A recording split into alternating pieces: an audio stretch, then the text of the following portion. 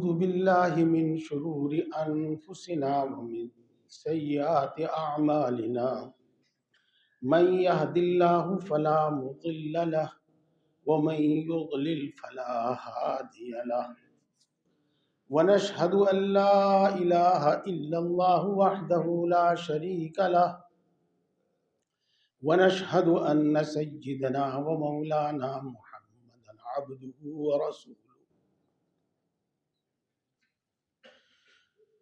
أما بعد فأعوذ بالله من الشيطان الرجيم بسم الله الرحمن الرحيم ألم نشرح لك صدرك ووضعنا عنك وزرك الذي أنقض ظهرك ورفعنا لك ذكرك فإن مع العسر يسرا إن مع العسر يسرا فإذا فرغت فانصب وإلى ربك فارغب صدق اللہ العظیم۔ محترم بزرگوں اور دوستو، ماشاءاللہ قریب 1 گھنٹے آپ نے بات سنی اور مزید 1 گھنٹے بات کی جاوے تو شاید وقت زیادہ ہو جاوے، اس لیے میں آج مختصر بات کروں گا اور برکت کے واسطے میں نے یہ پوری سورت آپ کے سامنے پڑھ دی، لیکن اس میں سے صرف ایک آیت کے متعلق کچھ عرض کر رہا ہوں۔ وَرَفَعْنَا لَكَ ذِكْرَكَ، اللہ رب العزت ارشاد فرماتے ہیں، اے نبی صلی اللہ علیہ وسلم، ہم نے آپ کا ذکر، آپ کا مرتبہ بلند کیا۔ ہمارے نبی صلی اللہ علیہ وسلم کا مرتبہ بہت بلند ہے، بہت بلند ہے، بہت ہی بلند ہے۔ کتنا بلند ہے؟ دیکھو دوستو، ایک مشہور حدیث پاک ہے، اس کو کہتے ہیں دعائے وسیلہ۔ میدان حشر میں حساب سے پہلے طرح طرح کی تکلیفوں سے لوگ جوجھ رہے ہوں گے، طرح طرح کی تکلیفوں سے جوجھ رہے ہوں گے، قسم قسم کی ذلت اور مشقت کا ان کو سامنا ہو۔ کتنی ذلت، کتنی مشقت، وہ آپس میں یہ کہہ رہے ہوں گے کہ ہمیں بغیر حساب ہی کے جہنم میں پھینک دیا جائے۔ میدان حشر کی تکلیفوں سے گھبرا کر اور میدان حشر کی رسوائی سے گھبرا کر وہ جہنم میں جانا گوارا کرے۔ لیکن میرے دوستو، یہ انسان اس دنیا میں بھی جتنا با اختیار ہے اس سے زیادہ مجبور ہے۔ سنا آپ نے؟ یہ انسان اس دنیا میں بھی جتنا با اختیار ہے اس سے زیادہ مجبور ہے، اور جب یہ عالم برزخ میں چلا جائے گا، قبر میں چلا جائے گا، پھر تو اسے کوئی اختیار ہی نہیں، پھر تو یہ اللہ کے رحم و کرم پر اور فرشتوں کے ہاتھ میں ہوگا۔ اور یہی حال میدان حشر میں ہوگا کہ وہاں اسے کوئی اختیار نہیں ہوگا، بلکہ اللہ کے نظام کے تحت یہ پورا جکڑا ہوا ہوگا، بندھا ہوا، اس لیے کہتا رہے کہ مجھے جہنم میں پھینک دیا جاوے اور عالم محشر کی، حشر کی رسوائیوں سے بچا دیا جاوے، حشر کی تکلیفوں سے بچا دیا جاوے، تو کچھ نہیں ہوگا۔ میرے دوستو، بات تو میں دوسری کہہ رہا تھا، لیکن جب یہ بات آئی گئی تو ایک مختصر سی بات آپ کو اور سنا دوں۔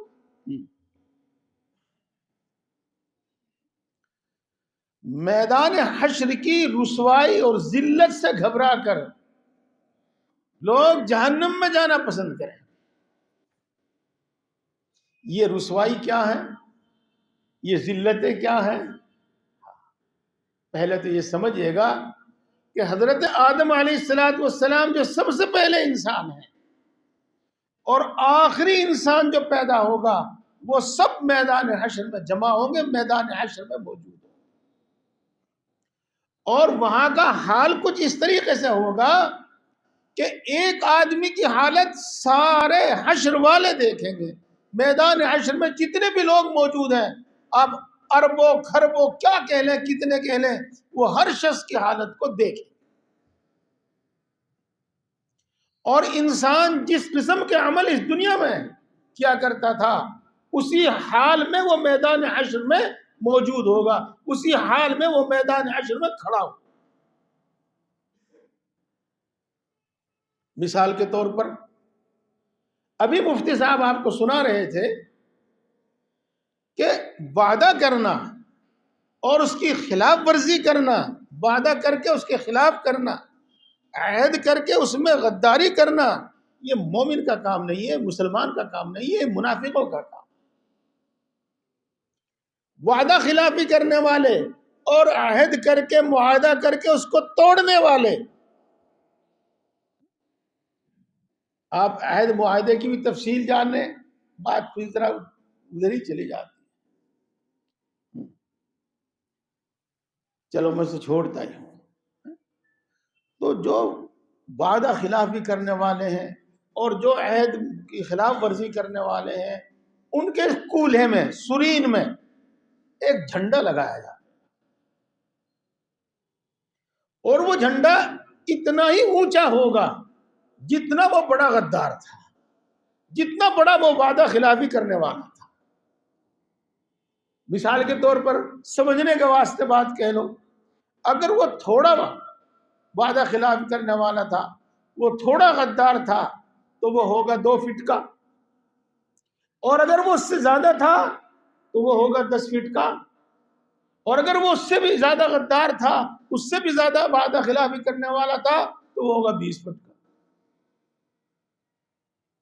اور وہ میدان حشر میں جھنڈے کے ساتھ وہاں موجود ہوگا، اور اس کے ساتھ ساتھ فرشتے ساتھ میں ہوں گے، وہ یوں کہہ لیں گے ہاذا غدر فلان، ہاذا غدر فلان، وہ اعلان کرتے ہوئے ہوں گے، مثلا وہ جھنڈا پکڑ کر کہیں گے کہ یہ اس کے غدار ہونے کی علامت ہے، اس کے وعدہ خلافی کرنے والے کی ہونے کی علامت ہے، یہ اس کے عہد کی خلاف ورزی کرنے والا ہونے کی علامت ہے۔ دیکھو، ایک بات میں اکثر و بیشتر کہہ دوں، اگرچہ مجھے بھی لحاظ آتا ہے، مجھے بھی شرم آتی ہے، لیکن کہوں نہ تو کیا کروں، کہوں نہ تو کیا کروں، دل تو اتنا دکھتا ہے، تکلیف تو دل کو اتنی ہوتی ہے کہ اس کو خوب کہو، بلا کسی لحاظ کے، بلا کسی جھجک کے اس بات کو کہو۔ کیا میرے نوجوان بھائی شادیاں دیر میں کرتے ہیں، وہ شادی جو 18-20 سال سے پہلے ہو جایا کرتی تھی، آج 35 سال اور 40 سال میں جا کے ہو رہی ہے۔ آدمی بالغ تو 15 سال میں ہی ہو جاتا ہے، اس کو عورت کی ضرورت تو 15-17 سال میں پیش آنے لگتی ہے، اب وہ 25 سال 20 سال 15 سال 10 سال کس طرح صبر کرے، اور چلو صبر بھی کر لے، لیکن آج رات بھر گندے مناظر دیکھتے ہیں، گندے مناظر دیکھتے ہیں، اور وہ جو خواہش بھڑکتی ہے، یوں کہتے ہیں کہ وہ بڑا مزہ آ رہا ہے گندے مناظر دیکھنے میں. خواہش بھڑک رہی ہے اور گندے مناظر دیکھنے میں کہتا ہے بڑا مزہ آ رہا. کیا مزہ آ رہا؟ تیری خواہش بھڑک رہی ہے اور کچھ نہیں پتا نہیں. اور پھر جب وہ بھڑکتی ہے اور انسان بے قابو ہوتا ہے اور بھی کچھ نہیں تو وہ اپنی مٹھی سے اپنی منی نکالتا ہے، اپنی خواہش پوری کرتا ہے. یہ عام بات ہے. اور افسوس کی بات یہ ہے کہ اس زمانے میں مرد بھی مبتلا، عورت بھی مبتلا اس حرکتوں میں. تو میرے دوستو، جو مرد یا جو عورت یہ حرکت کرتی ہوگی، جو مرد ایسی حرکت کرتا ہوگا، اس کا وہ ہاتھ جس کو وہ استعمال کیا کرتا تھا حاملہ ہوگا. اور اس کی یہ حرکت سارے حشر والے دیکھ رہے ہوں گے، سارے محشر والے دیکھ رہے ہوں گے. اب سب کو پتہ چل جائے گا کہ یہ شخص دنیا میں یہ حرکت کیا کرتا تھا، یہ شخص دنیا میں یہ حرکت کیا کرتا تھا. اس طریقے سے جو شخص جس گناہ میں مبتلا ہوگا، جس طرح کی حرکت میں مبتلا ہوگا، میدان حشر میں وہ سب کچھ ظاہر ہو جائے. ابھی مفتی صاحب بیان فرما رہے تھے امانت کے بارے میں. جی ہاں، مومن تو امانت دار ہوتا ہے، خیانت دار نہیں ہوتا. خیر، عرض یہ کر دوں کہ میدان حشر کی رسوائی کے بارے میں جو بتا رہا ہوں وہ یہ ہے کہ مثال کے طور پر کسی شخص نے کسی کا اونٹ چرایا، تو اب میدان حشر میں حساب ہونے تک وہ اس اونٹ کو اپنے کندھے پر اٹھائے پھرے گا. اگر کسی نے کسی کی بھینس چرائی تو میدان حشر میں حساب کتاب ہونے سے پہلے تک وہ اب اس بھینس کو اپنے کندھوں پر اٹھائے پھرے گا. اگر کسی نے کسی کی چادر چرائی، کسی نے کسی کی بکری چرائی، کسی نے کسی کی لکڑی چرائی، غرض جو بھی کچھ چرایا وہ سب کچھ اپنے کندھے پر اٹھائے پھرے گا. سارے حشر والے، سب حشر والے دیکھ لیں گے، پہچان لیں گے کہ یہ شخص دنیا میں خیانت کرنے والا انسان، خیانت کرنے والا تھا. اور میرے دوستو، وہاں تو آدمی خود ہی اپنے کیے پر شرمندہ ہوگا جب وہاں کی تکلیفیں، وہاں کے عذاب، وہاں کی سختیاں سامنے ہوں گی اور اس کا سبب اور کچھ نہیں ہوگا، اس بندے کا خود کا اپنا عمل ہوگا، تو وہ خود ہی اپنی بات پر شرمندہ ہوگا.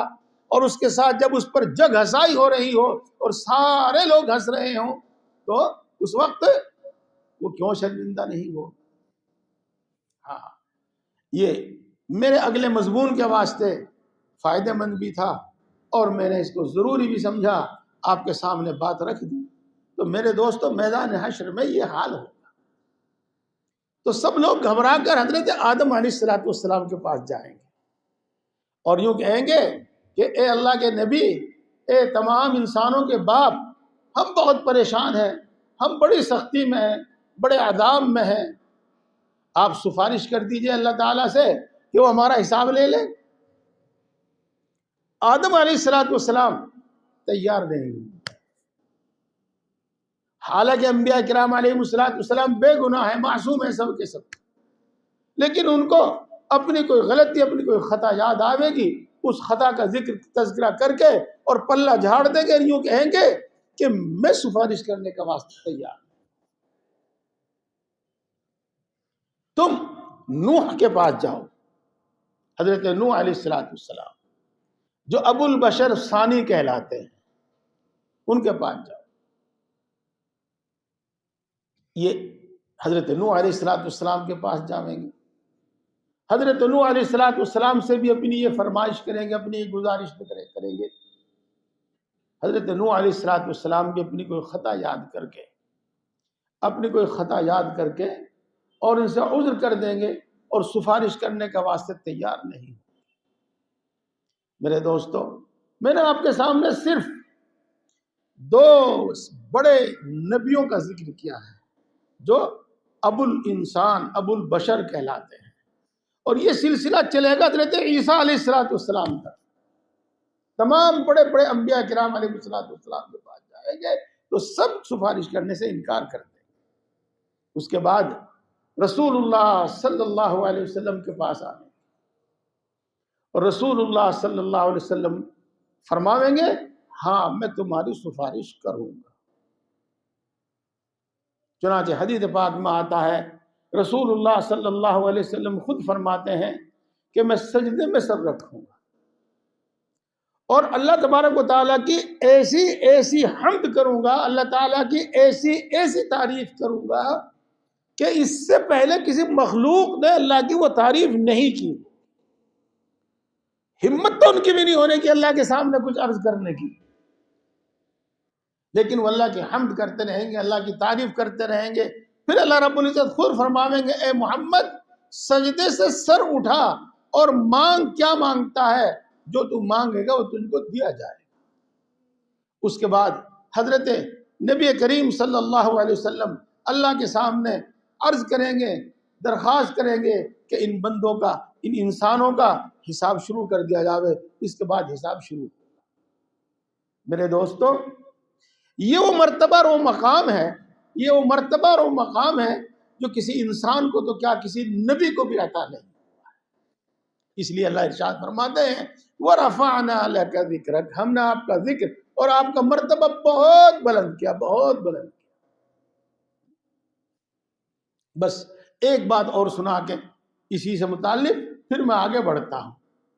میرے دوستو، شاید خود میں نے بھی آپ کو معراج کا واقعہ سنایا ہو، معراج کا واقعہ سنایا ہو، اور معراج کے واقعے میں آپ کو یہاں تک سنایا گیا تھا کہ حضرت جبریل علیہ السلام مکہ مکرمہ سے، مسجد حرام سے رسول اللہ صلی اللہ علیہ وسلم کے ساتھ چلیں گے اور یروشلم میں جائیں گے، بیت المقدس میں جائیں گے، اور وہاں سے پھر آسمانوں کی طرف چلیں گے اور ساتوں آسمان سے گزرتے ہوئے وہ سدرۃ المنتہا پر پہنچیں گے۔ سدرۃ المنتہا، سدرہ کے معنی بیری کے ہیں اور منتہا کے معنی انتہا کے ہیں، انتہا۔ جہاں تک کسی مخلوق کے جانے کی حد ہے، جہاں تک کسی مخلوق کے جانے کی انتہا ہے، وہ سدرہ کے ہیں، سدرۃ المنتہا۔ یہ اس کے بعد حضرت جبریل علیہ السلام رسول اللہ صلی اللہ علیہ وسلم سے عرض کریں گے کہ اے اللہ کے نبی، اے محمد، آگے آپ تنہا جاؤ، آگے آپ تنہا جاؤ۔ اجنبی ملک، اجنبی جگہ، اور رسول اللہ صلی اللہ علیہ وسلم کو اب تک رہبر ساتھ تھا اور اب تنہا جانے کے لیے کہہ رہا، تو رسول اللہ صلی اللہ علیہ وسلم جھجکے۔ اور شیخ سعدی نے فارسی میں اس کو بہت اچھی طریقے سے بیان کیا ہے، کسی اردو شاعر نے، کسی عربی شاعر نے اس کو اتنی اچھی طریقے سے بیان نہیں کیا، تو میں انہی کے الفاظ میں آپ کو اس میں سنا دوں۔ چوں در دوستی مخلصم یافتی، عنانم زی صحبت چراتا فتی، بدو گفت سالار بیت الحرام، اے حامل وحی برتر خرام، چوں در دوستی مخلصم یافتی، عنانم زی صحبت چراتا فتی، بدو گفت سالار بیت الحرام۔ بیت الحرام کے سردار نے جبریل سے کہا اے وحی لانے والے، اے حامل وحی، آگے چلو، میرے ساتھ آگے بھی چلو۔ جب تو نے مجھے اپنی دوستی میں زندگی بھر مخلص پایا ہے، وفادار دوست پایا ہے، تو آج تم میرے ساتھ جانے سے منہ کیوں موڑ رہے ہو؟ تو حضرت جبریل نے کیا جواب دیا؟ گر بر سر منہ برتر پرم، فروغ تجلی بسوزد پرم۔ اگر یہاں سے آگے ایک بال کے برابر بھی آگے بڑھ گیا تو اللہ کے نور سے، اللہ کی تجلی سے میرے پر جل جائیں گے۔ اے محمد، آگے تو آپ ہی کا مقام ہے، آپ جا سکتے ہیں اور کوئی نہیں جا سکتا۔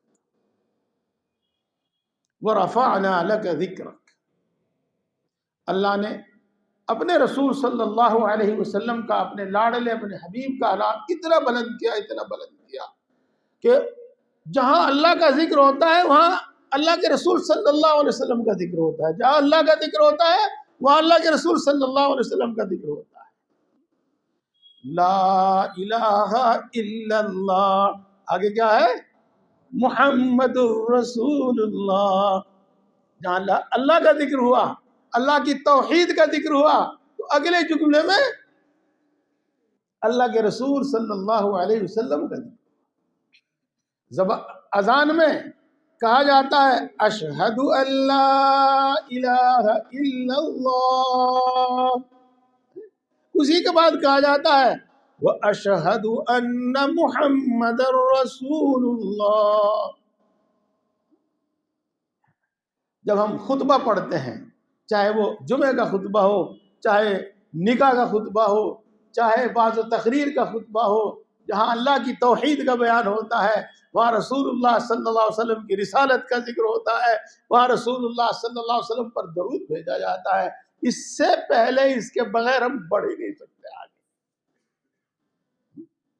میرے دوستو، انشاءاللہ پھر بات ہوگی۔ میں آپ سے اب آگے ایک بات عرض کرنا چاہتا ہوں اور آپ کے ذہن میں ایک سوال ڈالنا چاہتا ہوں۔ آپ نے یہ غور کیا کہ رسول اللہ صلی اللہ علیہ وسلم کو اتنا بلند مقام، اتنا اونچا مرتبہ کیوں دیا گیا؟ آپ صلی اللہ علیہ وسلم کو اتنا اونچا مرتبہ، اتنا اونچا مقام کیوں دیا گیا؟ تمام نبیوں کے سردار، تمام نبیوں کے امام، اتنا اونچا مرتبہ، اتنا اونچا درجہ کیوں دیا گیا؟ اس لیے دے گا میرے دوستو کہ آپ تمام انسانوں کے واسطے نبی بنا گئے، آپ تمام جنات کے واسطے نبی بنائے گئے، آپ قیامت تک کے لیے نبی بنائے گئے ہیں۔ یہ مرتبہ آپ کو اس لیے دیا گیا کہ کوئی بڑے سے بڑا انسان بھی آپ کی اطاعت، آپ کی فرمانبرداری اور آپ کے نقش قدم پر چلنے سے پیچھے نہ ہٹے۔ وہ اپنے آپ صلی اللہ علیہ وسلم کو اس کا حقدار سمجھے، آپ صلی اللہ علیہ وسلم کو اس کا مستحق سمجھے، اور ان کی پیروی میں، ان کے اتباع میں کوئی ذلت محسوس نہ کرے۔ یہ دیا تمام انسان، تمام جنات، اور آپ صلی اللہ علیہ وسلم کو آخری دین دے کر بھیجا، آخری کتاب دے کر بھیجا، آخری نبی بنا کر بھیجا، تاکہ قیامت تک آپ کی بات مانی جاوے، تاکہ قیامت تک آپ کے لائے ہوئے دین پر چلا جائے۔ اس لیے میرے بزرگوں اور دوستوں، اب میں اپنے خاص مقصد پر آتا ہوں، جو میرا اس واعظ تقریر کا پیغام ہے، اس خاص مقصد پر آتا ہوں۔ آپ سنیے، اور آپ سن رہے ہیں، مجھے معلوم ہے دھیان سے سن رہے ہیں، لیکن پھر بات کرتا ہوں، سنیے۔ جو تہذیب اور جو ثقافت اور جو کلچر رسول اللہ صلی اللہ علیہ وسلم اس دنیا میں چھوڑ کر گئے ہیں، کسی پڑھی لکھی قوم، کسی ترقی یافتہ قوم، اور کتنی بھی وہ ترقی یافتہ ہو، وہ تہذیب اور ثقافت رسول اللہ صلی اللہ علیہ وسلم کی چھوڑی ہوئی، اور یہی کو آپ صلی اللہ علیہ وسلم کی لائی ہوئی تہذیب و ثقافت سے اچھی نہیں ہو سکتی۔ آپ رسول اللہ صلی اللہ علیہ وسلم کھانے کا، پہننے کا جو طریقہ بتا کر گئے ہیں، کوئی قوم کتنی مالدار ہو، کوئی قوم کتنی مہذب ہو، کوئی قوم کتنی تعلیم یافتہ ہو، اس کا کھانے پہننے کا طریقہ ہمارے نبی صلی اللہ علیہ وسلم کے کھانے پہننے کے طریقے سے اچھا نہیں ہو سکتا۔ میرے دوستوں، نہیں ہو سکتا، میرے پیاروں، نہیں ہو سکتا۔ میرے دوستوں، اللہ رب العزت نے ہمارے نبی صلی اللہ علیہ وسلم کو جو دین دیا ہے، جو مذہب دیا ہے، اور زندگی گزارنے کا جو طریقہ دیا ہے، زندگی میں جو ضرورت پڑتی ہے وہ قانون دیا ہے، ساری دنیا کے عقل مند، ساری دنیا کے پڑھے لکھے لوگ سر جوڑ کر بیٹھے ہیں، اور وہ اس سے بہتر قانون بنانا چاہیں تو بنا نہیں سکتے میرے دوستو، بنا نہیں سکتے۔ عبادت کا طریقہ، آپس میں رہن سہن کا طریقہ، جو رسول اللہ صلی اللہ علیہ وسلم سکھا کر گئے ہیں، جو رسول اللہ صلی اللہ علیہ وسلم بتا کر گئے ہیں، اس سے بہتر طریقہ، اس سے بہتر تو بہتر، اس کے برابر بھی کوئی طریقہ پیش نہیں کیا جا سکتا۔ اسی واسطے آپ صلی اللہ علیہ وسلم کا مرتبہ اتنا بلند کیا گیا، اتنا اونچا کیا گیا کہ سب آپ کے طریقے پر چلے، سب آپ کی سنتوں پر عمل کریں، سب آپ کے لائے ہوئے دین پر عمل کریں۔ اس لیے میرے بزرگوں اور دوستو، یہ اللہ کا بڑا احسان، اللہ کی بڑی نعمت کہ ہم کو اللہ رب العزت نے رسول اللہ صلی اللہ علیہ وسلم کی امت میں پیدا کیا۔ اللہ رب العزت نے ہمیں اسلام کی دولت سے نوازا۔ اب ہمارا فرض ہے کہ ہم اپنی پوری کی پوری زندگی، ہر تنہائی کی زندگی، مجمع کی زندگی، ذاتی زندگی، اجتماعی زندگی، سیاسی زندگی، غرض جو بھی ہماری زندگی ہے، اور زندگی میں ہمیں جہاں جو بھی کچھ کرنا پڑتا ہے وہ ہم رسول اللہ صلی اللہ علیہ وسلم کی تعلیمات کے مطابق، رسول اللہ صلی اللہ علیہ وسلم کے طریقے پر چلیں، رسول اللہ صلی اللہ علیہ وسلم کی سنتوں پر چلیں۔ اسی لیے آپ کو اتنا بلند اور اتنا اونچا مقام دیا گیا ہے۔ میرے بزرگوں اور دوستوں، میری تھوڑی سی بات تو ذرا اچھی سی ہوتی ہے اور پھر ذرا کڑوی ہو جاتی ہے، ان میں کڑواہٹ مل جاتا ہے، لیکن وہ کڑواہٹ ہماری صحت کے واسطے، ہماری ایمانی اور دینی صحت اور تندرستی کے واسطے بہت ضروری ہے، بہت ضروری ہے۔ مثال کے طور پر میرے بھائیوں، رسول اللہ صلی اللہ علیہ وسلم نے ارشاد فرمایا، الحیاء شعبۃ من الایمان۔ اس کا خاص اور بالکل سیدھا سادہ ترجمہ یوں کیا جا سکتا ہے کہ حیا، شرم، یہ ایمان کا حصہ ہے، ایمان کا جز ہے۔ اس پر آپ غور کیجئے گا، ہمارے ایمان کا جز ہے حیا، ہمارے ایمان کا ایک حصہ ہے حیا۔ اب میرے دوستوں اور میرے پیارے بھائیوں اور میری پیاری بہنوں، اب آپ سمجھو کہ کسی مومن سے بے حیائی کا کام کیسے ہو سکتا ہے، اور کسی مومن سے بے حیائی کا عمل کیسے صادر ہو سکتا ہے؟ یہ تو اس کے ایمان کے خلاف ہے، اس ایمان کے خلاف ہے۔ اسی واسطے حیا یہ مسلمانوں کی خصوصیت ہے۔ ایک غیر مسلم لڑکے سے انٹرویو کے دوران ایک سوال کیا گیا، انٹرویو لینے والا بھی غیر مسلم تھا اور جس کا انٹرویو لیا جا رہا تھا وہ بھی غیر مسلم تھا۔ تو میرے دوستوں، اس سے پوچھا گیا کہ دنیا میں ایک مذہب اسلام بھی ہے، حالانکہ اس کا مذہب نہیں تھا، وہ ایک مذہب اسلام بھی ہے، آپ مذہب اسلام کی 3 خوبی بتاؤ، عالمی 3 خوبی۔ تو اس نے ان 3 خوبیوں میں سے ایک خوبی یہ بتائی تھی کہ مذہب اسلام نے اور مسلمانوں نے دنیا کے اندر حیا اور شرم کو عام کیا، چونکہ یہ ان کے ایمان کا جز ہے، یہ ان کے ایمان کا حصہ ہے۔ اس لیے میرے دوستوں، میرے بھائیوں، اسلامی تہذیب اختیار کرو، اسلامی تہذیب حیا والی، شرم والی۔ میں آپ کو ایک مثال دوں، آج سے پہلے اگر آپ کسی لڑکی کو یوں کہہ دیں، کسی عورت کو یوں کہہ دیں کہ یہ تیرا یار ہے، یہ تیری ماں کا یار ہے، تیری بہن کا یار ہے، کوئی یوں کہہ دے، تو بتاؤ لڑائی ہوگی کہ نہیں ہوگی؟ سر پھوٹیں گے یا نہیں پھوٹیں گے؟ جی ہاں، اس واسطے کہ ہمارے مسلم معاشرے میں اس کی کوئی گنجائش نہیں ہے، اس کی کوئی گنجائش نہیں۔ اور آج فخر کے طور پر بیٹی کہتی ہے باپ کو، اے پاپا یہ میرا بوائے فرینڈ ہے۔ کیا مطلب فرینڈ کا؟ فرینڈ کا کیا مطلب؟ یار ہی تو، دوست ہی تو، یا کچھ اور؟ اب بیٹی باپ کے سامنے فخر کے ساتھ کہتی ہے پاپا یہ میرا بوائے فرینڈ ہے، اپنی ماں کے سامنے کہتی ہے، اپنے بھائی کے سامنے کہتی ہے، فخر کے ساتھ کہتی ہے، اور یوں نہیں، یہ کہتی ہے میرے 4 بوائے فرینڈ ہیں۔ تو یہ تہذیب اسلامی تہذیب نہیں ہے، یہ اسلامی تہذیب نہیں ہے، یہ ہمارے نبی صلی اللہ علیہ وسلم کی تعلیم نہیں ہے، یہ دین اسلام کی تعلیم نہیں ہے۔ ہم میں سے اگر کچھ نہ سمجھ لوگ، لڑکا ہو یا لڑکی، یہ ایسی حرکت کرنے لگے تو چلو ہم سمجھ سکتے ہیں کہ یہ راستے سے بھٹک گیا ہے، لیکن پوری کی پوری قوم یا قوم میں سے اکثریت یا اکثریت بھی نہیں سی بڑی تعداد میں لوگ اس تہذیب کو پسند کرنے لگے، تو یہ اپنے دین کو جھٹلانے کے برابر ہے، یہ اپنے دین کو ٹھکرانے کے برابر ہے، یہ اپنے دین کو چھوڑنے کے برابر ہے، اور یوں کہو کہ رسول اللہ صلی اللہ علیہ وسلم کی رسالت کے انکار کے برابر ہے۔ اس لیے بزرگوں اور دوستو، یہ میں نے صرف ایک مثال بتائی ہے آپ کو، بہت چھوٹی سی۔ میں یہ عرض کر رہا ہوں کہ آپ کو اتنا بڑا مرتبہ اس لیے دیا گیا ہے تاکہ قیامت تک آپ کے دین پر چلا جاوے، آپ کے طریقے پر چلا جاوے، آپ کی سنتوں پر چلا جاوے۔ پیارے دوستو اور میری ماں بہنوں، اسی میں سے ایک چیز ہے جس کو کہتے ہیں حیا، اور جس کو کہتے ہیں پردہ۔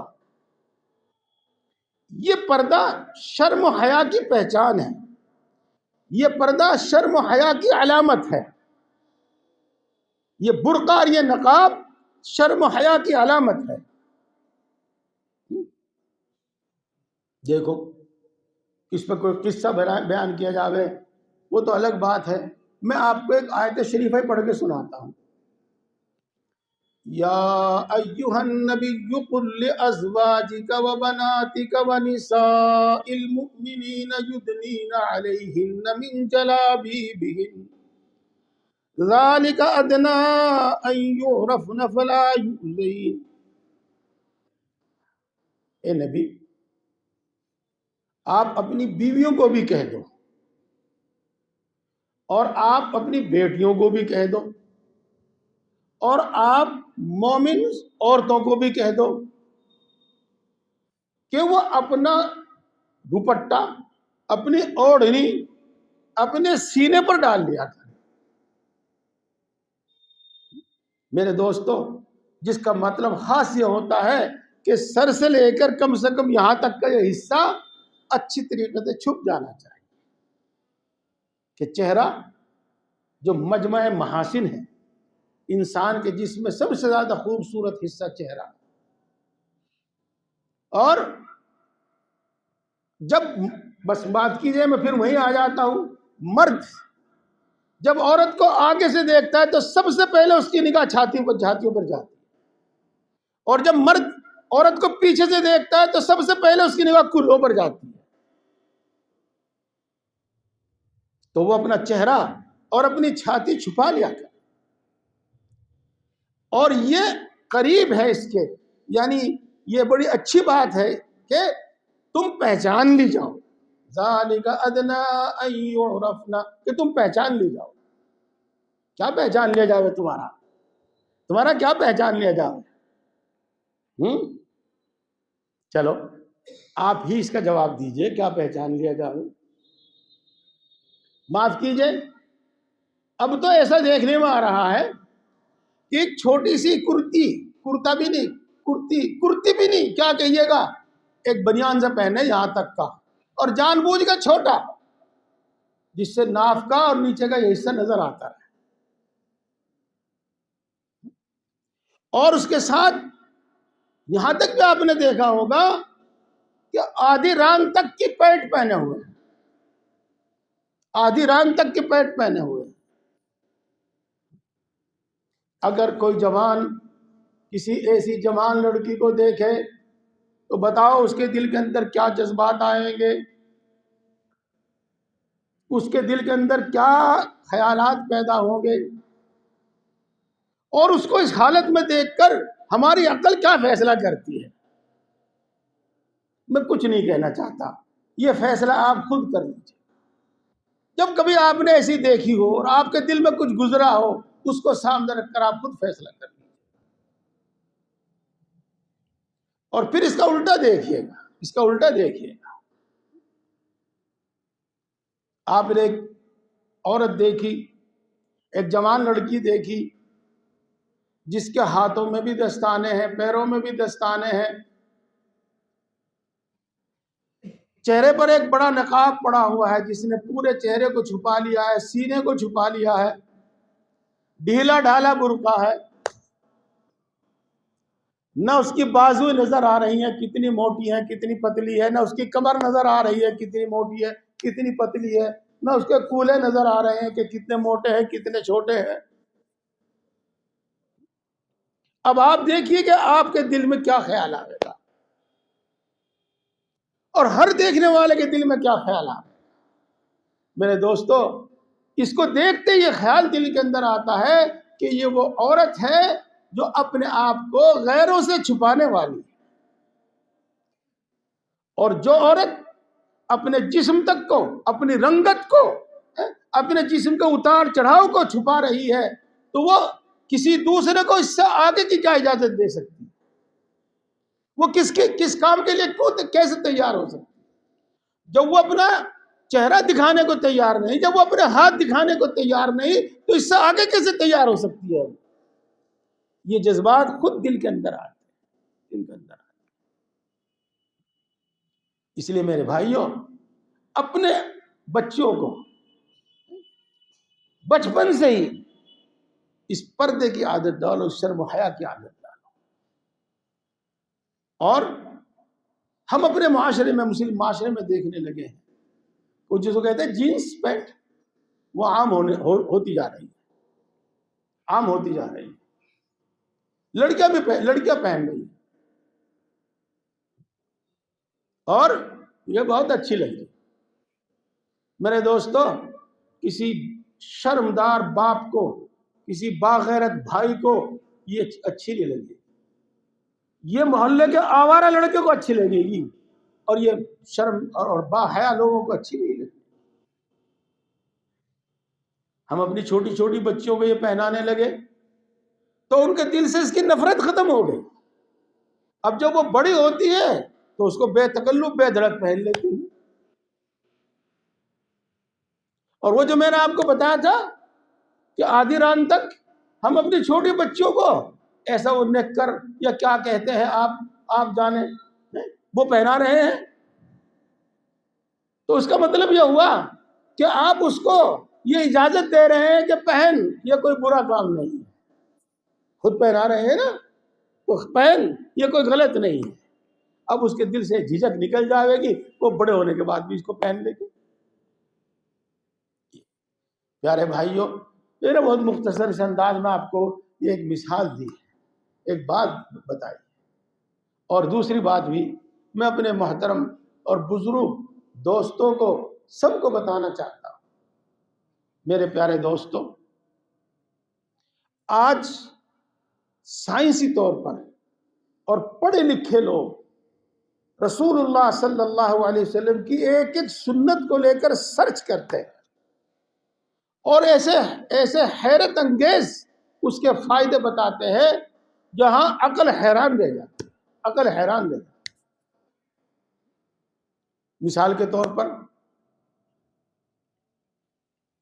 رمضان المبارک میں ایک میسج گھومتا ہے کہ جاپان کے ایک ڈاکٹر نے سرچ کیا کہ کینسر سے کیسے بچا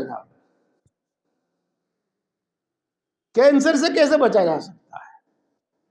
اس نے اپنی زندگی بھر کی کہہ لو یا مدتوں کی کہہ لو، 10 سال کی، جو بھی کہہ لیجیے گا، سرچ میں یہ پایا کہ انسان کو کچھ دن بھوکا رہنا چاہیے، کچھ دن بھوکا رہنا چاہیے۔ پھر اس کے بعد وہ آگے بڑھا کہ کتنے دن بھوکا رہنا چاہیے، تو اس نے اپنی سرچ میں لکھا کہ 25 دن بھوکا رہنا چاہیے۔ میرے پیارے بھائیوں، یہ کیا ہوا؟ وہی جو ہم کہتے ہیں کہ 1 مہینے کے روزے ہم پر فرض کیے گئے۔ میرے دوستو، اسی طریقے سے میری جانکاری کے مطابق جاپانی کے ڈاکٹر نے سرچ کیا کہ اسلام میں عورت پر طلاق کے بعد عدت کیوں فرض کی گئی، تو اس نے پتہ نہیں 2 پر 10 پر 20 پر اور 2 10 پر 20 100 پر تو سرچ نہیں ہوتی، بہت بڑی تعداد میں سرچ کرتے ہیں، یہ پایا کہ جب عورت مرد ملتے ہیں، صحبت کرتے ہیں، اور مرد کی منی عورت کے رحم میں جاتی ہے تو اس کے اثرات مدتوں تک اس کے رحم میں باقی رہتے ہیں، مدتوں تک باقی رہتے ہیں۔ اور اگر وہ 1 مہینے تک نہ ملے تو 1/3 کم ہو جاتے ہیں، پھر 1 مہینے تک اور اگر نہ ملے تو 2/3 کم ہو جاتے ہیں، اور 1 مہینے تک اور نہ ملے تو تمام اثرات اس کے ختم ہو جاتے ہیں۔ اگلا شخص جب اس سے نکاح کرے گا تو اس کو بالکل پاک صاف ملے گی کہ پچھلے مرد کے اور پچھلے شوہر کے کوئی اثرات اس کے رحم کے اندر نہیں ہو۔ یہ میں نے آپ کے سامنے صرف 2 بات رکھی ہے، 2 بات رکھی، 2 مثال رکھی، اور اسی سے ہم یہ اندازہ لگا سکتے ہیں کہ اللہ کے رسول صلی اللہ علیہ وسلم نے جو بھی ہمیں حکم دیا، اور اللہ کے رسول صلی اللہ علیہ وسلم نے جو بھی ہمیں کر کے دکھایا، اس میں بڑی حکمتیں اور بڑے فائدے ہیں، بڑے فائدے ہیں، بڑے فائدے۔ اب آپ آئیے، اور میں اس کو بہت ضروری سمجھتا ہوں، ہر جگہ کہہ رہا ہوں، میں اپنی اس بات کو ہر جگہ کہہ رہا ہوں۔ رسول اللہ صلی اللہ علیہ وسلم کے داڑھی تھی، تمام صحابہ کرام رضوان اللہ تعالی علیہ مجمعین کے داڑھی تھی، اور آج تک جتنے بھی نیک لوگ ہوتے ہیں، دیندار لوگ ہوتے ہیں، ان سب پہ داڑھی ہوتی ہے۔ اور صحابہ کرام یا بعد کے نیک لوگ اولیاء اللہ کا کیا ذکر ہے، حدیث پاک میں یہ آیا ہے کہ تمام انبیاء کرام علیہ السلام داڑھی رکھتے ہیں۔ میرے دوستو، اس کا کوئی تو فائدہ ہوگا، اس کا کوئی تو فائدہ ہوگا جب سب نے اس کا اہتمام کیا۔ دیکھو، اپنے دین اور شریعت کی بات ہم جانتے ہیں، خوب اچھی طرح جانتے ہیں کہ بعض حکم ہمارے لیے فرض، لازم اور ضروری کر دیے گئے ہیں۔ میں بات ختم کر رہا ہوں۔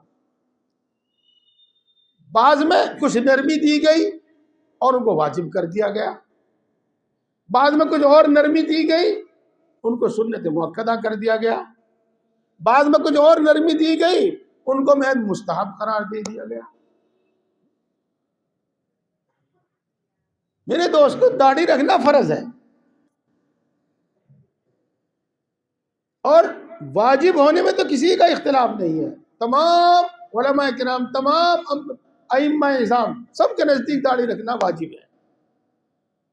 اب آپ سوچو ایک بات کو، یہیں سے چلو سوچو، تمام علماء کرام، ائمہ اعظام اس کو واجب کہہ رہے ہیں، تمام اولیاء اللہ کا اس پر عمل ہے، تمام صحابہ کا اس پر عمل ہے، تمام انبیاء کا اس پر عمل ہے، تو کوئی تو بات ہوگی، کوئی تو بات ہوگی۔ میرے دوستو، حدیث پاک میں آتا ہے کہ اللہ تبارک و تعالیٰ نے فرشتوں کی عبادت مقرر کی ہے، اور الگ الگ عبادت مقرر کی ہے۔ کچھ فرشتے ایسے ہیں جن کی عبادت یہ ہے کہ وہ ہمیشہ یہ کہتے رہتے ہیں، سبحان من زین النساء بالزوائب وسبحان من زین الرجال باللحى۔ اللہ کی ذات ہر عیب سے پاک ہے، ہر عیب سے پاک ہے، جس نے مردوں کو زینت بخشی ہے داڑھیوں سے، اور جس نے عورتوں کو زینت بخشی ہے چوٹی سے۔ ہمارے اندر یہ چیز غیروں سے آ گئی ہے، غیروں سے آ گئی۔ بس میں اپنی بات کو انہی 2 باتوں پر ختم کر رہا ہوں، وقت بھی کچھ زیادہ ہو گیا ہے۔ اللہ تعالی ہم سب کو اپنی محبت و معرفت عطا فرماوے، تقوی طہارت کی زندگی عطا فرماوے، دین اسلام کا پورا پابند بناوے، رسول اللہ صلی اللہ علیہ وسلم کی سنتوں کا پابند بناوے۔ میرے دوستو، جب ہم طریقہ اختیار کریں گے اور جب ہم اس کے لیے کچھ کوشش کریں گے تو دین کے بارے میں بولا ہے، الدین یسر لیس بعسر، دین آسان ہے، دین مشکل نہیں، ہم آسانی سے اس کے پابند ہو سکتے ہیں، آسانی سے اس کے پابند ہو سکتے ہیں۔ لیکن ہمارے اوپر شیطان کا غلبہ ہے، ہمارے اوپر خواہشات نفسانی کا غلبہ ہے، اور اتنا غلبہ ہے کہ صحیح بات سمجھ میں نہیں آتی، الٹی بات سمجھ میں آ جاتی ہے، غلط بات سمجھ میں آ جاتی ہے۔ اس لیے میرے دوستو، پہلی بات، سب سے پہلی بات جس کا تعلق ایمان و یقین سے ہے، یہ یاد کرو اور بار بار اس کو لوٹاؤ اپنے ذہن میں، حتیٰ کہ ہمارے دل و دماغ پر غالب آ جاوے کہ اللہ اور اس کے رسول نے جس چیز کا ہمیں حکم دیا ہے، اور اللہ کے رسول صلی اللہ علیہ وسلم نے جو ہمیں کر کے دکھایا ہے وہی صحیح ہے۔ یہ ہمارے ایمان کا جز ہے، ہمارے ایمان کا ایسا ہونا چاہیے، ہمارا یقین درست ہو جانا چاہیے، یقین درست ہو جانا چاہیے۔ اس کے بعد میرے دوستو، تھوڑا سا ذکر کیا کرو، تھوڑا سا ذکر کیا کرو۔ یہ ذکر دل کو روشن کرنے والا ہے، دل کو نرم کرنے والا ہے۔ تھوڑی دیر آخرت کے بارے میں سوچا کرو، میدان حشر کے بارے میں سوچو، قبر کے بارے میں سوچو، حشر کے بارے میں سوچو، پل صراط کے بارے میں سوچو، جہنم کے بارے میں سوچو۔ یہ ذکر اور یہ آخرت کی فکر ہمارے دلوں کو نرم کر دے، ہمارے دلوں کو روشن کر دے، اس قابل بناوے گی کہ یہ ہمارا یقین درست ہو جاوے گا کہ ہاں، اللہ نے جو کچھ فرمایا بالکل صحیح فرمایا، اللہ کے رسول صلی اللہ علیہ وسلم نے جو کچھ فرمایا بالکل صحیح فرمایا، اللہ کے رسول صلی اللہ علیہ وسلم جو کر کے دکھا گئے ہیں بالکل وہی ٹھیک ہے۔ تو ذکر اور فکر آخرت، دو باتیں آپ کو بتائیں، اور تین باتیں اس کے ساتھ اور ہیں میرے دوستو۔ نیک لوگوں کی صحبت، اس سے دین پر چلنا بڑا آسان ہو جاتا ہے، اور دین سیکھنا، علم دین جس کو کہتے ہیں، دین سیکھنا، اور تھوڑی سی مشقت اٹھا کر، مجاہدہ کر کے دین پر عمل کرنا۔ میں آپ کو پورے یقین کے ساتھ، پورے وثوق کے ساتھ کہتا ہوں کہ جب آپ علم، ذکر، فکر آخرت، نیک لوگوں کی صحبت اور مجاہدہ، یہ 5 کام کریں گے تو انشاءاللہ ثم انشاءاللہ لازمی طور پر ہمارے اندر دین بھی آ جائے گا، اعمال بھی ہمارے درست ہو جائے گا، اور یقین بھی ہمارا درست ہو جائے گا۔ اور جو لوگ یہ کرتے ہیں ان کی زندگی دیکھ لیجئے گا، اور جس نے نہیں کیا ہے وہ کر کے دیکھ لیجئے۔ باقی بات انشاءاللہ العزیز اشراق تک، نماز کے بعد اشراق تک ہوگی۔ آپ سے گزارش ہے کہ اس میں بھی آپ شریک ہوں۔ بس اب دعا کرتے ہیں، اللہ تعالیٰ عمل کی توفیق عطا فرما۔ الحمدللہ رب العالمین الرحمن الرحیم مالک یوم الدین والصلاة والسلام علی سید الانبیاء والمرسلین محمد وآلہ واصحابہ اجمعین۔ لا الہ الا انت سبحانک انی کنت من الظالمین۔ ربنا ظلمنا انفسنا وان لم تغفر لنا وترحمنا لنکونن من الخاسرین۔ اے اللہ، تو سب سے بڑا ہے، ہر چیز پر قادر ہے، ہر چیز کا مالک ہے، ہر چیز کے خزانے تیرے قبضے میں ہیں، تیرے خزانے کبھی کم یا ختم ہونے والے نہیں۔ اے اللہ، تو یقیناً بڑی طاقت والا ہے، سے ساری کائنات تو نے ہی پیدا کی ہے، اس ساری کائنات کا نظام تو ہی چلاتا ہے، اس ساری کائنات کو روزی تو ہی پہنچاتا ہے۔ اے اللہ، تو یقیناً بڑی طاقت والا ہے، تیری قدرت میں مٹی اور سونا پیدا کرنا برابر ہے۔ اے اللہ، تو یقیناً بڑی قدرت والا ہے، تیری قدرت میں کنکر، پتھر اور ہیرا موتی پیدا کرنا برابر ہے۔ اے اللہ، تو یقیناً بڑا مہربان ہے اور سب پر مہربان ہے، بڑی بڑی نعمتوں سے نوازتا ہے، بلا عوض عطا فرماتا ہے، بلا استحقاق عطا فرماتا ہے، بغیر مانگے عطا فرماتا ہے، بے شمار عطا فرماتا ہے، اور مانگنے والوں کو کبھی محروم نہیں کرتا، مانگنے والوں کو کبھی محروم نہیں کرتا۔ اے اللہ، تو یقیناً بڑا مہربان ہے، سب پر مہربان ہے، بڑی بڑی خطاؤں کو معاف کرتا ہے، بار بار معاف کرتا ہے، معاف کرنے کو پسند کرتا ہے۔ سینکڑوں سال کے کفر و شرک تک کو توبہ کرنے سے معاف کر دیتا ہے۔ اے اللہ یقیناً ہر نقص سے، ہر عیب سے تو پاک ہے۔ اے اللہ یقیناً ہر کمال کی صفت، ہر خوبی تیری ذات بابرکات میں موجود ہے۔ ہم تیری تمام اچھی اور سچی صفات کے واسطے سے مانگتے ہیں، ہم سب کو ایمان کامل عطا فرما۔ اے اللہ ایمان کامل عطا فرما۔ اے اللہ ایمان کی لذت و حلاوت نصیب فرما۔ اے اللہ ایمانی تقاضوں پر عمل کی توفیق نصیب فرما۔ اے اللہ مومنوں والی صفات ہمارے اندر پیدا فرما، منافقوں والی صفات سے حفاظت فرما، کافروں والی، یہودیوں والی صفات سے ہماری حفاظت فرما۔ اے اللہ اپنے وعدوں کا یقین ہمارے دل میں پیدا فرما۔ اے اللہ اپنی محبت و معرفت ہمارے دل میں پیدا فرما۔ اپنا خوف عطا فرما، اتنا خوف عطا فرما جو ہر گناہ سے روک دے، اتنا خوف عطا فرما جو تیری نافرمانیوں سے روک دے۔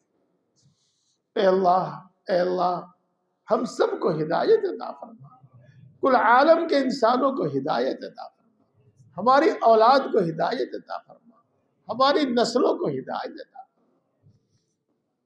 اے اللہ ہم سب کو دین کی صحیح سمجھ عطا فرما، نفع دینے والا علم عطا فرما، اپنے علم پر عمل کی توفیق نصیب فرما، ہم نے یہاں جو سنا ہے اس پر عمل کی توفیق نصیب فرما۔ اے اللہ ذکر کرنے والی زبان عطا فرما، شکر کرنے والا دل عطا فرما، اپنی طاعت و عبادت میں مشقت برداشت کرنے والا جسم عطا فرما۔ اے اللہ ہم سب کو اپنا فرم بردار، متقی اور پرہیزگار بندہ بنا۔ آج تک جتنے گناہ کیے تمام گناہوں کو معاف فرما، تمام گناہوں کو معاف فرما، پکی سچی توبہ نصیب فرما، پکی سچی توبہ نصیب فرما، توبہ پر استقامت نصیب فرما، تمام گناہوں سے نفرت پیدا فرما، تمام گناہوں سے حفاظت فرما۔ اے اللہ نفس و شیطان کے شر سے ہماری حفاظت فرما، ایک لمحے کے لیے نفس و شیطان کے حوالے نہ فرما۔ اے اللہ تیری توفیق کے بغیر کچھ بھی نہیں ہوتا، اے اللہ تیری نصرت کے بغیر کچھ بھی نہیں ہوتا۔ اپنی طاعت عبادت کی توفیق نصیب فرما، اپنی طاعت عبادت کو ہمارے لیے آسان فرما، اپنی طاعت عبادت میں ہماری مدد فرما۔ اے اللہ تیری شان بہت بلند ہے، بہت بلند ہے، بہت ہی بلند ہے، ہم تیری شایان شان تیری عبادت نہیں کر پاتے۔ اے اللہ ہماری ناقص عبادتوں کو قبول فرما، ہماری ناقص عبادتوں کو قبول فرما۔ اے اللہ ساری مخلوق تیری محتاج ہے، تو کسی کا محتاج نہیں، ہم تیری ہی عبادت کرتے ہیں اور تجھی سے مانگتے ہیں اور تیرے سوا کسی سے کوئی امید نہیں رکھتے۔ سچ تو یہ ہے کہ تیرے سوا ہمارا کوئی ہے ہی نہیں۔ اے اللہ اپنے فضل و کرم سے ہم سب کی تمام ضرورتیں پوری فرما، اپنے سوا کسی کا محتاج نہ بنا۔ بیماری اور بڑھاپے میں جب ہمارے ہاتھ پاؤں بھی ہمارا ساتھ نہ دیں، اس وقت بھی کسی کا محتاج نہ بنا۔ اس وقت اپنے غیب کے خزانوں سے، اپنے فضل سے اللہ ہم کو زیادہ روزی عطا فرما۔ اے اللہ ہم سب کو اور ہمارے گھر کے تمام افراد کو، امت مسلمہ کے ہر فرد کو اور خاص طور سے دعا کے لیے کہنے والوں کو اے اللہ صحت و قوت نصیب فرما۔ اے اللہ شفا کاملہ عاجلہ عطا فرما، ہر قسم کی بیماریوں سے شفا نصیب فرما، خصوصاً خطرناک قسم کی بیماریوں سے شفا نصیب فرما۔ اے اللہ خوشحالی عطا فرما، تنگ دستی سے حفاظت فرما۔ اے اللہ خوشحالی عطا فرما، تنگ دستی سے حفاظت فرما۔ اے اللہ تو خوب جانتا ہے کہ قرض نگاہیں جھکا دیتا ہے، اے اللہ تو خوب جانتا ہے کہ قرض کمر توڑ دیتا ہے۔ اے اللہ قرضوں سے سبکدوش فرما، قرضوں کی ادائیگی کی غیب سے سہولتیں پیدا فرما۔ اے اللہ تو ہر کسی کی حالت سے بخوبی واقف ہے اور ہر کسی کی ضرورت سے بخوبی واقف ہے۔ اے اللہ جس کو مکان کی ضرورت ہے اس کو کشادہ مکان عطا فرما، جس کو دکان کی ضرورت ہے اس کو موقع کی دکان عطا فرما، جس کو نوکری کی تلاش ہے اس کو اس کی پسندیدہ نوکری عطا فرما، جس کو کاروبار کی تلاش ہے اس کو بابرکت حلال کاروبار عطا فرما۔ جس کو کاروبار عطا کیا ہے اللہ اس میں برکت عطا فرما، اس میں ترقی عطا فرما۔ خاص طور سے وہ تیرے اہل خیر بندے جو دین کی نصرت کے لیے خرچ کرتے ہیں، اللہ ان کے کاروبار میں برکت عطا فرما، اللہ ان کے گھروں میں برکت عطا فرما۔ اے اللہ جن کو رشتوں کی تلاش ہے ان کو نیک اور نبھا والے رشتے عطا فرما۔ اے اللہ جن کے رشتے طے ہو چکے ہیں اور کوئی بھی رکاوٹ ہے ہر رکاوٹ کو دور فرما۔ اے اللہ جن کو اولاد کی تمنا ہے ان کو نیک و صالح اولاد عطا فرما، جس کو لڑکی کی تمنا ہے لڑکی عطا فرما، اور جس کو لڑکے کی تمنا ہے لڑکا عطا فرما۔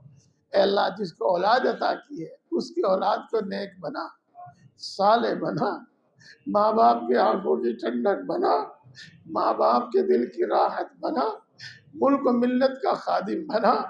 اے اللہ اس کو بہترین صفات عطا فرما، بہترین قابلیت عطا فرما۔ اے اللہ اے اللہ اے اللہ اس کو آوارہ اور ناکارہ ہونے سے بچا لے۔ اے اللہ اس کو آوارہ اور ناکارہ ہونے سے بچا لے۔ اے اللہ اس کو آوارہ اور ناکارہ ہونے سے بچا لے۔ اے اللہ ہمارے گھروں میں چین، سکون اور سکینہ نازل فرما، اپنی رحمتیں نازل فرما، اپنی برکتیں نازل فرما، ہمارے درمیان اتفاق اور اتحاد پیدا فرما۔ اے اللہ نرم مزاجی عطا فرما۔ اے اللہ ہم سب کو نرم کلامی عطا فرما۔ اے اللہ ہم سب کو بردباری عطا فرما۔ اے اللہ ہمارے آپسی جھگڑے ختم فرما۔ اے اللہ خصوصاً میاں بیوی کے آپسی جھگڑے ختم فرما، خصوصاً ماں باپ اور اولاد کے آپسی جھگڑے ختم فرما۔ اے اللہ ہر ایک کا حق پہچان کر ادا کرنے کی توفیق نصیب فرما، بڑوں کا اکرام کرنے کی توفیق نصیب فرما، چھوٹوں پر شفقت کی توفیق نصیب فرما، خاص طور سے ماں باپ کی عزت و خدمت کرنے کی توفیق نصیب فرما۔ اے اللہ مال جان ایمان عزت و آبرو کی حفاظت فرما، کسی ظالم کو ہم پر مسلط نہ فرما، کسی بے رحم کو ہم پر مسلط نہ فرما۔ اے اللہ اچانک پیش آنے والے حوادث سے ہماری حفاظت فرما۔ اے اللہ جو ناجائز مقدمات میں پھنسے ہوئے ہیں ان کو باعزت بری فرما، جو اپنے حق کے لیے لڑ رہے ہیں ان کو ان کا حق عطا فرما۔ اے اللہ مرتے دم تک دین حق دین اسلام پر ثابت قدم فرما، اپنے اپنے مقررہ وقت پر ایمان پر خاتمہ فرما۔ اے اللہ ایمان پر خاتمہ فرما۔ اے اللہ ایمان پر خاتمہ فرما۔ اے اللہ ایمان پر خاتمہ فرما، مرتے وقت کلمہ نصیب فرما، موت کی سختی سے حفاظت فرما، قبر کے عذاب سے حفاظت فرما، میدان حشر کے عذاب سے حفاظت فرما، میدان حشر کی رسوائیوں سے حفاظت فرما۔ اے اللہ اپنے عرش کا سایہ نصیب فرما۔ اے اللہ تو اپنے بہت سے بندوں کو بغیر حساب کے بخشے گا، اللہ ہمیں بھی بغیر حساب کے بخش دیجیے، اللہ بغیر حساب کے معاف فرما دی۔ اے اللہ بغیر حساب کے معاف فرما دی۔ اے اللہ جہنم سے حفاظت فرما، اے اللہ جہنم سے حفاظت فرما، اے اللہ جہنم سے حفاظت فرما، جنت الفردوس میں جگہ عطا فرما، جنت میں اپنے نبی کا پڑوس عطا فرما۔ اے اللہ پوری امت مسلمہ کی مغفرت فرما، ہمارے ماں باپ کی مغفرت فرما، ہمارے بیوی بچوں کی مغفرت فرما، ہمارے اعزاء اقربا دوست احباب کی مغفرت فرما، ہمارے اساتذہ ہمارے مشائخ کی مغفرت فرما۔ اے اللہ جس کا ہمارے ذمہ کوئی حق ہے اور ہم ادا نہیں کر سکے اللہ ان کی مغفرت فرما۔ اے اللہ جس نے ہم پر کوئی احسان کیا ہے اللہ اس کی مغفرت فرما۔ اے اللہ امت کے اندر بیداری اور سمجھداری پیدا فرما، امت کے اندر اتفاق اور اتحاد پیدا فرما، اسلام اور مسلمانوں کو عزت قوت اور غلبہ نصیب فرما۔ اے اللہ اس بے کسی اور بے بسی سے نجات مرحمت فرما۔ اے اللہ کل عالم میں امن و امان سکون اطمینان نازل فرما، خصوصاً ہمارے اس ملک میں اور خصوصاً ہماری اس بستی میں امن و امان سکون اطمینان نازل فرما، امن و امان کے دشمنوں کو نیست و نابود فرما، امن و امان کو تباہ کرنے والوں کو تباہ و برباد فرما۔ اے اللہ ان کی طاقت کو پارا پارا فرما، ان کی جماعت کو ٹکڑے ٹکڑے فرما۔ اے اللہ جہاں جہاں مسلمانوں کو ستایا جا رہا ان کی خصوصی نصرت فرما، اے اللہ ان کی خصوصی نصرت فرما، اے اللہ دین کی نصرت کرنے والوں کی نصرت فرما۔ اے اللہ ہر وہ خیر تجھ سے مانگتے جو تیرے نبی نے مانگی ہے ہم کو عطا فرما، ہر اس شر سے پناہ چاہتے ہیں جس سے تیرے نبی نے پناہ چاہی ہے، اللہ اس سے ہماری حفاظت فرما، جو مانگا ہے وہ بھی عطا فرما، جو مانگنے سے رہے گا وہ بھی عطا فرما۔ اے اللہ، اے ہم سب کو پیدا کرنے والے، اے اللہ، اے ہم سب کو پالنے والے، اے اللہ، اے ماں سے زیادہ محبت کرنے والے، اے اللہ، اے باپ سے زیادہ مہربان، ہم اپنا دکھ تجھی کو سناتے ہیں، ہر ضرورت تیرے ہی سامنے پیش کرتے ہیں، تجھی سے فریاد کرتے ہیں، اور سچ یہ ہے کہ تیرے سوا ہمارا کوئی نہیں، اور سچ یہ ہے کہ تیرے سوا کسی میں کوئی طاقت اور کوئی مجال نہیں۔ تو دلوں کی بات کو خوب جانتا ہے، تجھ پر کچھ بھی چھپا ہوا نہیں ہے۔ اے اللہ، ہم سب اور خاص طور سے اس مجمع میں موجود اس دعا پر آمین کہنے والے، اللہ ان سب کی جائز مرادیں پوری فرما، جائز تمنائیں پوری فرما، جائز مقاصد میں کامیابی عطا فرما۔